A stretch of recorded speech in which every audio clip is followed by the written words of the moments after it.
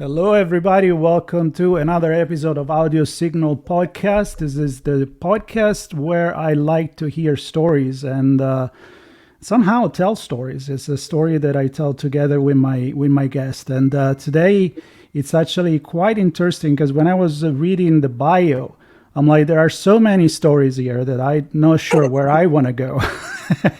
I'm not sure why there isn't a book about your life already, but maybe it will come. Maybe you had to write it yourself as being an author. I'm gonna cut it short. I'm gonna let you introduce yourself, and I'm just gonna say that this is gonna be an interesting conversation when we're gonna talk. Definitely a little bit about technology, probably touched on AI, most hmm definitely talking about storytelling and books. If you're watching the video, you can see two of the latest book that Guy wrote. So, ladies and gentlemen, here's Guy Morris. Welcome to the show. Marco, thank you so much for having me. I'm excited to be here. I am very excited to have you. So I was joking, but I wasn't joking. I mean, your bio, it's a it's already an incredible story. So I'm not gonna ask you to tell me the whole story, or it'll be the entire Uh, episode. I, But in I a didn't really nutshell, think about it too much until I started writing, and I had to do things like write bios and do podcasts, and then I started kind of hearing that same comment. uh, I have had an interesting life. It's yeah. certainly been exciting and adventurous and not boring. I started off as a 13-year-old homeless runaway, and so I wasn't really set up well. But I won't go into all the details. But I was able to go to college. I ended up with multiple degrees, scholarships for building a macroeconomic model that outperformed the Federal Reserve and changed how we do economic modeling. And it led me into a career of technology innovations with Fortune 500 companies and a number of things, writing songs for Disney, doing $8 billion corporate restructurings and mergers and acquisitions, and a number of things. Um, for my books, what led me into my books, I was always fascinated with having a balanced brain. I wanted to have the creative side of me to balance out the analytical, anal side of me, so I wouldn't become too one-sided and boring. I used to go to parties and I would talk to guys, and all they could talk about was either sports or work. Those were the only two topics they knew, and I didn't want to be that guy.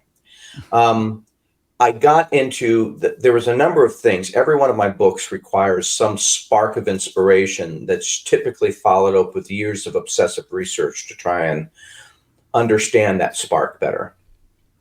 And you mentioned my two books and the two latest books. All books of my books have won awards, but the two latest deal with. There's three themes in the book series: artificial intelligence, geopolitical corruption, and how that's changing the world, and prophecy. And believe it or not, they tie together relatively well. But the initial spark, one of the initial sparks that came for the AI book, came when I stumbled onto an Associated Press article that was published years and years ago. And the article simply said, it was just one of those little tiny blurbs that you get in the back of a magazine. It wasn't even a full article. It was just like maybe 3 sentences or 4 sentences. And it said that literally said that a program had escaped the Lawrence Livermore laboratories at Sandia. And if the audience knew anything, they should contact either a named FBI agent or a named associate professor at the laboratory. And I cut that article out. I was stunned with what it said. And my first thought was, this is just a stupid typo. They didn't mean escaped. They meant that the program was lost. They meant the program was stolen or the program malfunctioned. That has to be a typo. But there was something inside my head that said, are you sure? Do you want to be sure? So I spent almost the following year. I cut that article out. I taped it onto my monitor. And every time I had spare time, which wasn't as often as I would have liked, but I would go do research to try and answer two questions. How could a program escape? How would it have to be architected in order to do that? What did that mean, escape? And then why would they design it that way? Well, after I was done, I thought, well, this is a pretty cool story. And I thought, well, I didn't know I was right, but I had a friend who was a film producer. And so we said, well, we talked about it. We thought this was really exciting. We talked about doing pilot scripts for television or a film script for TV. And we ultimately decided, for a number of reasons, that we wanted to produce a short series, webisode series based on this program and the story that we kind of created around the program after it had escaped. And we won a number of awards, about 20, 25 web awards. We were optioned by one of the film studios. And 2 weeks before the option with the studio comes due, 2 FBI agents show up at my door. Uh-oh. Now, they were not happy at all that I had, not only that I had figured out their top secret missing program, but I had the audacity to talk about it online and write about it. But what bothered them more than anything else was my giddy, snarky attitude. I was like, yes, yes, yes, I did it. I figured it out. You guys wouldn't be here if I was wrong. This is so amazing. This is so cool. I'm so glad you're here. Hey, show me those badges again. So after a few minutes of me being giddy, they kind of went a little pale, gave each other a weird look like, what do we do with this guy now? This isn't the response we normally get when we show up at somebody's door. Mm-hmm. And they gave me the "we are not amused" speech, and I went, what are you going to do? You can't bust me for being a smart ass. And then my wife came home, and she pulls me aside, and she gave me the "why are there 2 FBI agents in my dining room" speech, and this better be a good story, buddy. So at that point, that very night, I knew in my head, I said, okay. They actually went to the studio and killed the film deal. So that I lost some money, and I tucked my tail between my legs, and I went to get a real job. I think it was at Oracle at that point. It might have been at startup, but I never forgot that incident. And what stuck with me as much as anything else was I had been implementing technologies into businesses for years. Always thinking in terms of the business application, the commercial application, the operational efficiency or application. I suddenly started to become aware in my own mind as new technologies would come out and as I would see new things developing, how would I be using this technology if I were in a spy organization or the military or the government? How are they using these technologies that we're using in different ways? How are they using it? And that really put me in touch with some of the risks, some of the less commercial applications. And for years after that, I continued to research. So when I retired Microsoft in 2018, it was a pretty clear decision in my mind that what I wanted to do in retirement as my third act career was to become an author and to write about, this is just one incident, but the multiple experiences I've had over the years that I wanted to write about. And so I did. And so my books, now I'm a thriller writer. Most often the industry has compared me to Dan Brown. They've also compared me to Michael Crichton, Robert Ludlum, Iris Johansson. And so, as a thriller writer, I'm not writing the utopia, right? I'm trying to explore what could plausibly go wrong and build that scenario. And so my books do a really good job at that, but I'm always projecting 2 or 3, 4 years ahead of the technology so that by the time the book is written, edited, published, and out on the market, it's happening concurrently with some of these things that I know are going to happen. And I get that feedback from my readers all the time. I was reading your book and then I was watching the news, and it's almost like you're a fortune teller. And all right, let me step in. I mean, obviously you can talk, and I could just do an easy podcast where I just let you go for 30 minutes, and I don't have a problem with that. But you said a lot of things actually that sparked my interest, as people know. I love technology and society. My background is sociology of communication, political science. So for me, when you start talking about cyber warfare and all the things that technology can do and is doing, I mean, it's real. A lot of stuff is real. And when you go to write about it, I look at the Asimov or the sci-fi writer of the past. They were also experts, physicists, people that knew what they were talking about. But then they Exactly. get to the point where they're like, okay, now I'm going to switch the creative side of the brain Hmm. and I'm going to go wherever I want to go. Hmm. How do you control that in your process? I mean, do you just go Well, that's a with good it, point. or it's everything carefully planned? Carefully planned. I will Okay. do years of research, So you're a months and plotter. months, to try and come up with the premise, to try and come up with the um, themes, to try and come up with the subplots, and then I will research. Well, what's the reality? Where's the technology really going? How much? The government's always secretive about what they're doing, but there's certain things that you can find out that gives you clues and give you an indication, and then you can use your imagination. I tell my readers, I put on my best Q mentality, right? I try to be, James Bond Q. What would Q do? And I use my imagination, and it turns out that people in government have imaginations too, right? So if I was charged with using this technology to spy on my enemies, how would I do it? And so there's a little bit of trying to understand the technology, trying to understand where the lab work is going, trying to read up on where companies are saying they're going to go in another couple of years, to try and understand all of the aspects of the technology, the political environment, the social issues involved, and I have hundreds of documents stored on my research folder. One of the reasons I have a poster behind me is because my desk is just stacked with papers. And I didn't want to look like the mad scientist right off the Mhm. bat. Okay. Um, and so I'll do that. We'll look at that later, maybe. But there's an element there.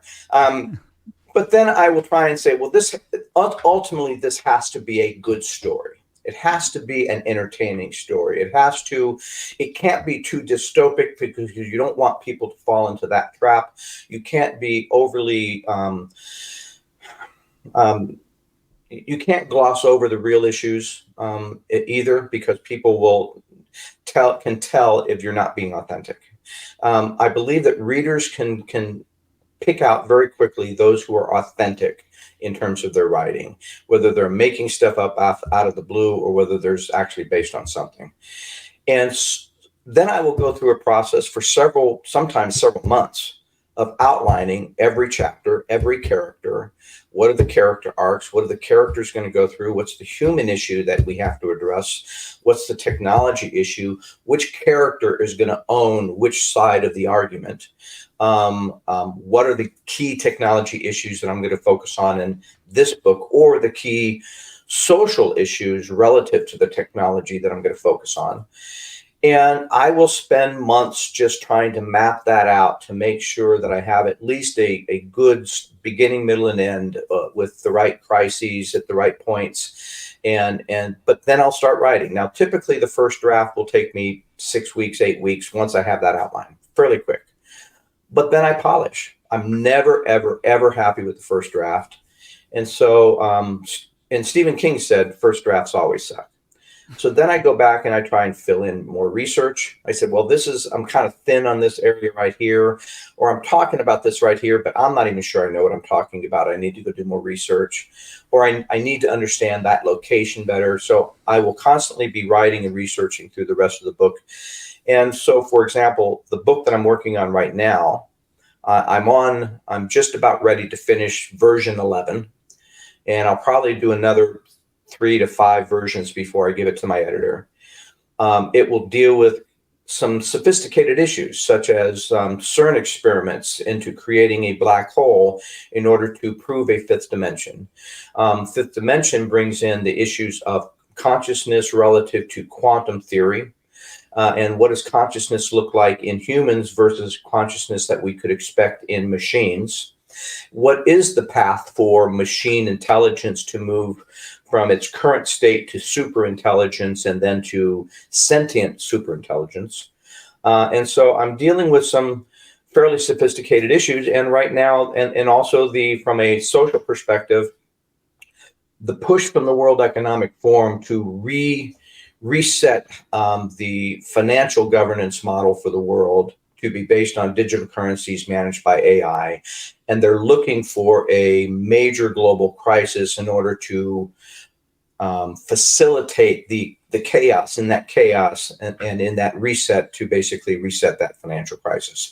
And so they've already announced parts of it. The IMF announced last year that they're producing a new digital currency called the unicorn. It's actually called the UMU, affectionately called by some the unicorn.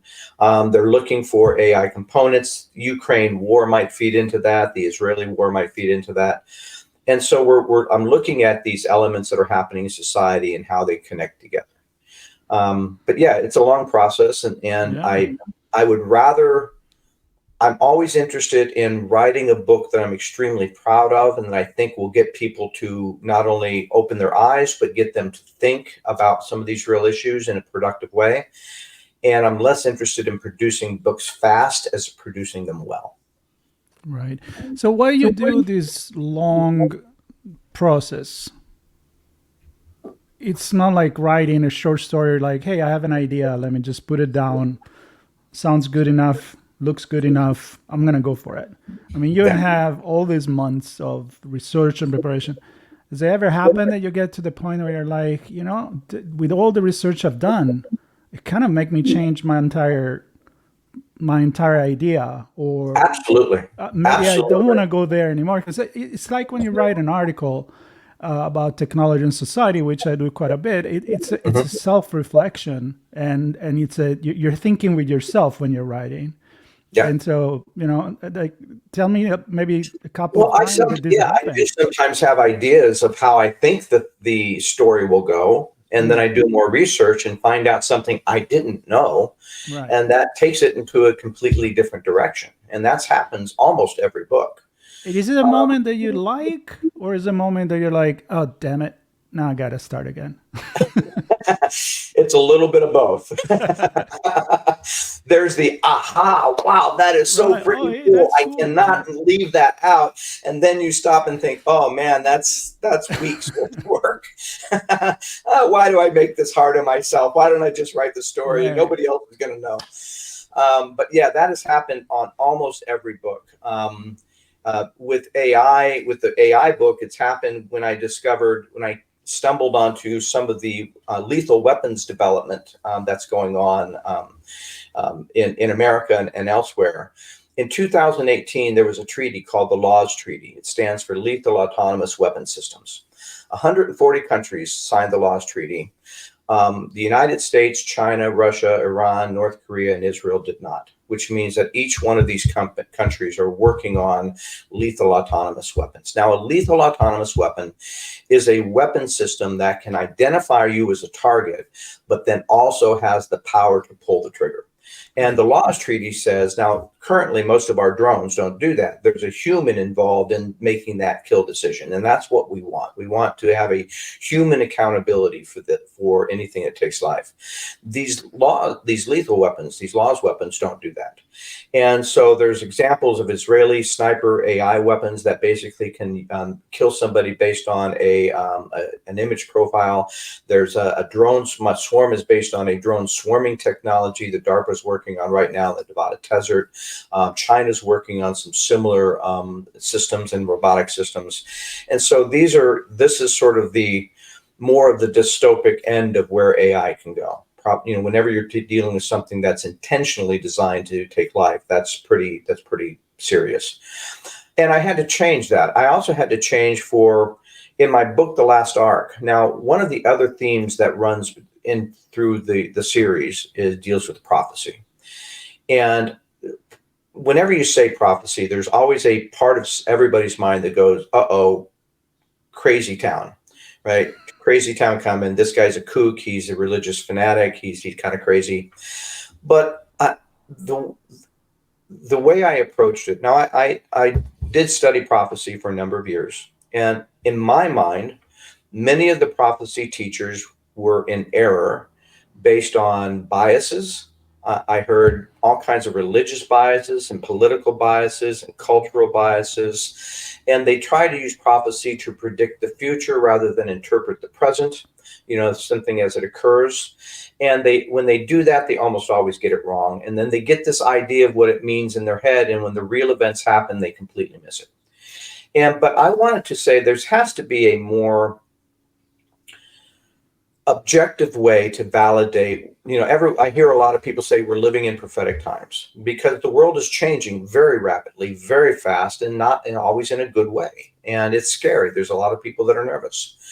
So I said, well, let's see. I want us to know if I could figure out a way to either dismiss that idea or confirm it.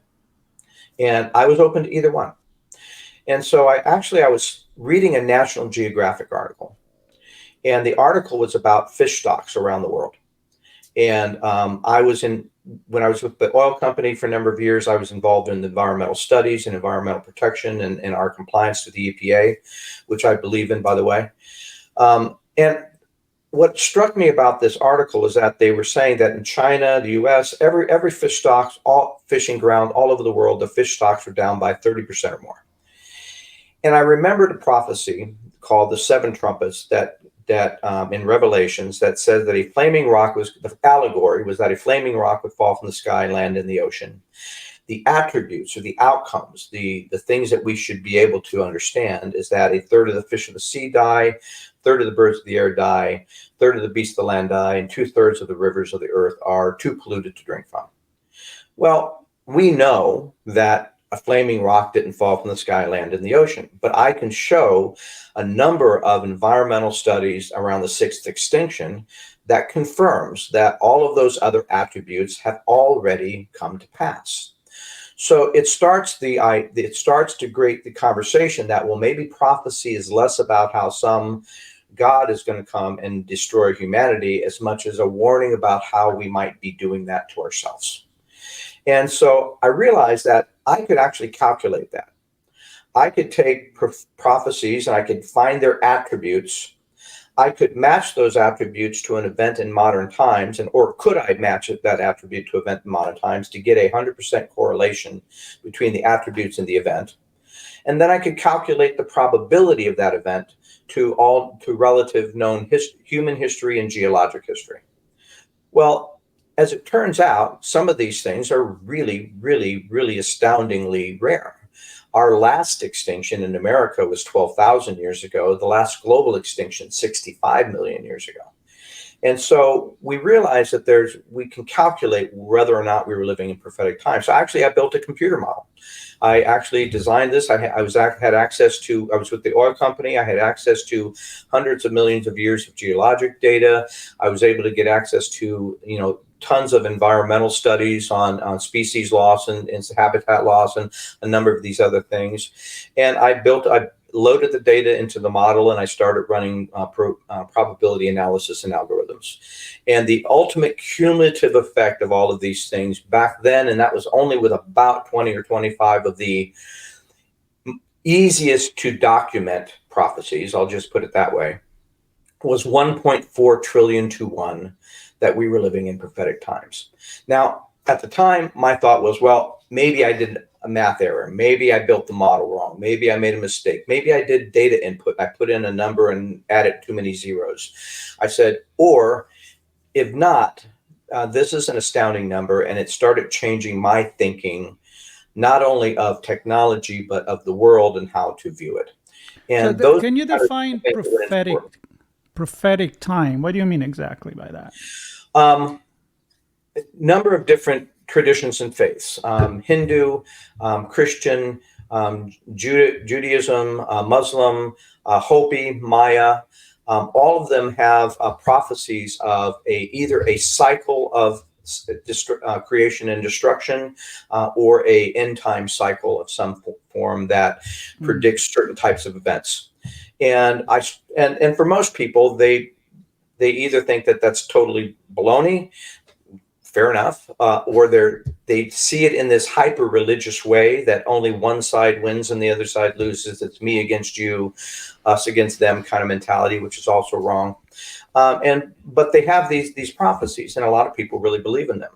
And as I said, I was really trying to validate in my own mind whether it was hokum or whether there was something to it that I needed to pay attention to. Well, the reason, sorry, that I ask you that is because when you're bringing the example of the computer, it makes me think about simulation. Like, you put enough data into a software as you did, and especially now with AI, you can probably correlate a lot of things. So you're not really predicting the future because you are a shaman or a magician, or you're going to look at the levers of the No, animals, no. right? I mean, I'm trying to my understand the present in a mathematical correlation way. right. It's an understanding of what could the future be based on the knowledge that I have, and based of what's the chance that this is actually going to happen. And obviously now with computers and again AI, we can correlate a lot of things. So I think prophecy in reality, what I'm thinking is we're always living in prophetic time, because somebody could have predict where we are now. Possible, except that the statistical anomalies were just way too large for me. So you Even if I was mean, off by a factor of 1,000, that was just right? way too big Okay, a all number right. for me to ignore.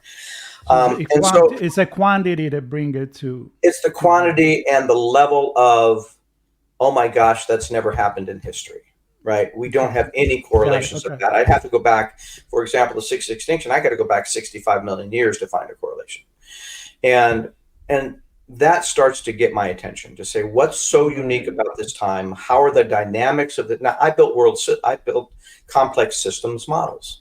So Right. my thinking was always, how does one piece of the puzzle connect and interact and change another piece of the model? And so I started thinking in terms of a system model kind of a framework.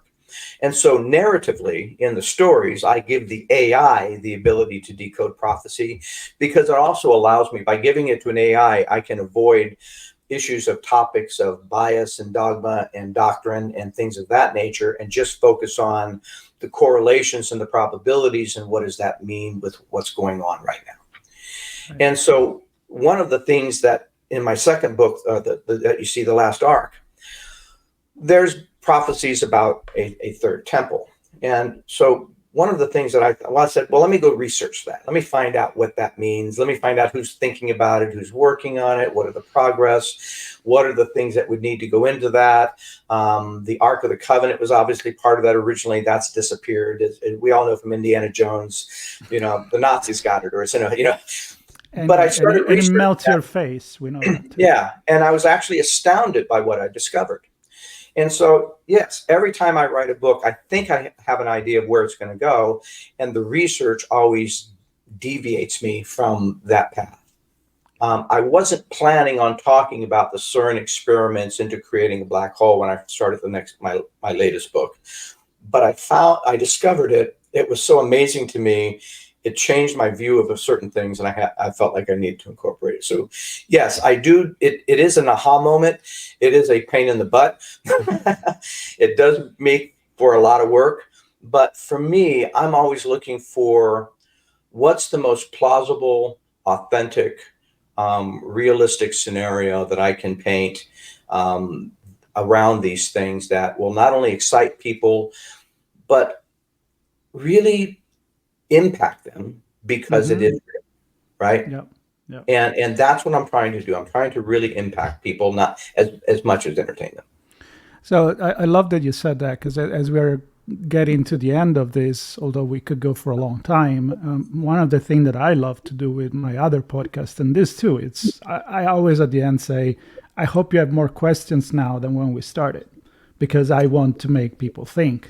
And the way you describe your books and all the reflection and research and thinking that goes into it, you have the scientific mind, but also the philosophical view of things, the sociological aspects. So I was just thinking about that, about the reader. It may, if he's open enough, and I think you need to be an open mind person to read that kind of book anyway, you probably do a self-reflection on, maybe your beliefs, maybe your vision of what's going on in the world right now. And so my question for you, I went all the way around, is all this writing, all your technology knowledge and your past and the present of researcher and writer, what's your vision on, what's your prophecy on society and AI in a nutshell? Are you one of those positive? Are you negative about the way we're I'm using both. or we will be I'm both. using AI? Here's what I say about AI. AI, and I've seen this. AI is an amazingly powerful, flexible, agile technology that will change the world as we know it. It will bring good things and bad things. Yeah. I first off, I believe that the path to AI and AI superintelligence is already in place. Where there's no stopping it at this point. It's a given, and what's driving that is greed, for the most part.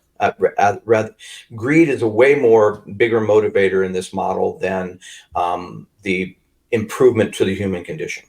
But we will do some things that will improve the human condition. You'll see it mostly in medical advances, pharmaceutical advances, materials and material sciences advances, nanotechnologies, physics, education. There's a number of creativity. There's a number of extremely powerful potential good things that could come out of artificial intelligence. But I tell people there's right now, there's roughly $200 billion or more invested in AI. The PricewaterhouseCoopers anticipates that by 2030, AI will add as much as $15 trillion to the global economy, which is more than most nations on the earth. And by also that time frame, the IMF predicts that we will be displacing estimates from anywhere from 300 million to 40 or 50% of the global workforce. Now, that is an extremely powerful displacement. What that's going to do is shift more wealth to the top 1/10 of 1% or 1/10 of 1/10 of 1%. That's going to create incredible social disruptions. It's going to create chaos and havoc with global and national balances and budgets, because you're not taking away the lowest wage earners. You're basically going to be hitting strong core middle class jobs, management techniques, legal, medical, administration, sciences, coding, technical sciences. There's going to be a number of broad displacements that are going to happen. And there's no country on earth that's really prepared for this level of disruption, in part because our debt levels are already so high post-COVID. And we've got these wars going on that aren't looking like they're going to end anytime soon, and that's going to add to the problem as well. So ultimately, AI, and if you look at the documents from the World Economic Forum, they're anticipating this to be a world-changing technology in their favor, and so it will do some good things. It will also produce some bad results, and as I mentioned earlier, there's a number of nations that are looking at using this to advance their ability to wage war and do surveillance on civilians, manage social media. This could be used, depending upon how you use the technology, it could be disastrous. So I say it's not the technology, AI is evil. It's not that it's benign, although I explore some of those issues when I talk about what does AI consciousness mean. Mm-hmm. And if AI is learning from patterns, do we really think that an AI has already learned to deceive and lie because we deceive and lie? What are the other patterns of human behavior that AI will emulate? And what happens if we take this extremely world-changing, powerful technology and we put it in the hands of a dictator, a warlord, a crime lord, a drug lord, or a sociopathic billionaire? We all can name probably at least one. We're dealing with a global crisis of humanity. And so it's not that the technology is bad. It's that we already have today, get rid of AI. We already have today the technologies, the human resources, the financial resources to solve every major problem facing the world today, from hunger to housing to water shortages, food shortages, education, employment. We don't. And the reason we don't is because of the cancer of greed, hubris, and pride that has always, and lust for power that has always plagued humanity. And until we can resolve those diseases, the technology won't lead us to a utopia. It might eventually. It could. Mo Gadot, who was the former chief business officer of Google, believes that it could eventually lead to utopia, but we'll have to go through a dystopic stage before we can get there. Yeah, and I feel like it's kind of repeating history, but with a much larger repercussion because of a much powerful technology. I'm thinking about the Industrial Revolution. I mean, I always think about that. It brought a lot of positive things, but it also disrupted a lot of situation, and it pretty much put us in the position that we're now with climate change and the way that we do business and the way we do commercialization. And unfortunately, as you said, you can't just squeeze it out and put a cap on the tube again. But we need to be much more smarter and educated into being more prepared to it. So I would agree, but then I ask, are we in a position to be smarter? I mean, I look at the politics in the United States. We are completely dysfunctional right now. We can't even pass a budget. I try to be positive, but then there is I'm the realist, and I'm trying to say what's the realism of it, and it's hard. And yeah, I can see that in War and Peace that I actually quote in my next book. No one was prepared for the war everyone knew was coming. Yep. And I believe that we're kind of in that state right now. We're in a state of suspended animation. We want to believe it's going to work out. We want to believe that the powers that be are not going to let this happen to us. But, we saw the tobacco industry snow the entire world for decades that cigarettes didn't cause lung cancer. Mm-hmm. The oil industry tried to snow the world for decades that oil was not the problem of climate change, and they're still working on it, and they've convinced a lot of people. Mm-hmm. For decades, the social media companies said that this is only goodness here. There's no bad side effects to social media. And we're going to be dealing with the same thing with AI, but we don't have decades because AI is moving at such a fast pace that by the end of 2025, we'll have computers that are smarter than most humans on the planet. And I believe that by the end of 2027 or 2030, we'll have a conscious superintelligence. And the fact is, there's not a single person on earth, no executive of an AI company, there's nobody around, there's no preacher, there's nobody that really understands what that's going to mean, because we've never had that experience before where we were not the smartest thing on the planet. And so this is going to test us as a species, as a humanity, as governance, as people of a spiritual value. This is going to put us to the test because it's so unique to what we've ever experienced. Yeah, great. I love that we touched on this as well because it connects with my other podcast. So, like I said, we could keep talking for a long time, especially now that we touch society Absolutely. and technology, which I'm very passionate about it. But I want to thank you. I want to invite everybody to look at the notes on either you're watching the video or you're listening to the audio of the podcast. There'll be linked to your books, your website, and your social media so people can get in touch with you. And I truly enjoy this conversation. I'm one of those geeks that love to talk about this stuff. Yeah. And I also love to talk about storytelling. And I can see a lot of more stories where this come from because you're passionate about it. And I keep reading Quantum AI Prophecy in the back of your, and I'm like, I wanted to go there, but I'm not going to. Maybe I'll invite you back so we can talk about quantum would love to, and AI together, which kind of like make my brain explode right now. So, my brain's been exploding with research for a couple of years now. So, I'm starting to finally get my head around it. I think it was Stephen Hawking said that if you think you understand quantum computing, you don't understand quantum computing. Understand quantum computing. Yeah. And with that quote and of a great man, we're going to say goodbye, everybody. Be sure to subscribe to the YouTube channel and to listen to all the other podcast episodes that I have. And hopefully you'll love this one as much as I love talking with Guy. So thank you so much. Thank you so much. Bye, everybody.